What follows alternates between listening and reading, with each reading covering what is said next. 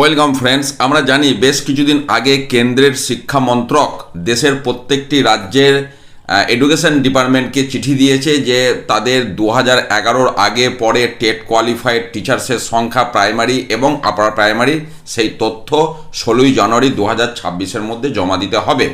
তার সাথে কোন উপায়ে এই সমস্ত শিক্ষক শিক্ষিকা যাদের টেট নেই তাদেরকে রিলিফ দেওয়া যায় তার পথ দেখানোর কথা বলা হয়েছে এবং আইনি যে কৌশল সেটারও দিক নির্দেশ করার কথা বলা হয়েছে।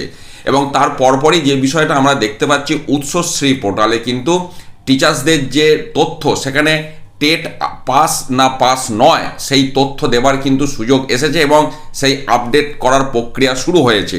আমি সেই বিষয়ে আলোচনা করব। উৎসশ্রী পোর্টালে স্কুল এন্ড থেকে লগ ইন করলে আর প্রাইমারির ক্ষেত্রে এসআই এন্ড থেকে লগ ইন করলে আমরা তারপর এরকম একটা উইন্ডো দেখতে পাই, একটা পেজ দেখতে পাই।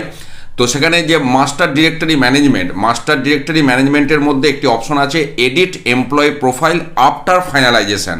সেই অপশনটা ক্লিক করলে প্রত্যেক এমপ্লয়ির নাম এসে যায় এবং সেখানে যে পার্সোনাল ডিটেলসটা, সেই পার্সোনাল ডিটেলসটার যে এডিট অপশন সেটা ক্লিক করলে সেখানে টেট উত্তীর্ণ না উত্তীর্ণ নয় সেই অপশন দেওয়ার সুযোগ রয়েছে। তো আমরা পার্সোনাল ডিটেলসটা ক্লিক করব। ক্লিক করলে এবার দেখুন এইখানে একদম নিচে দুটি অপশন আমরা দেখতে পাচ্ছি, হোয়েদার টেট সেটা সিটেট বলুন বা এস্টেট কোয়ালিফাইড কিনা, ইয়েস নো অপশন। তার সাথে যদি ইয়েস হয় তাহলে পাসিং ইয়ার, কোন ইয়ারে সে টেট কোয়ালিফাই করেছে।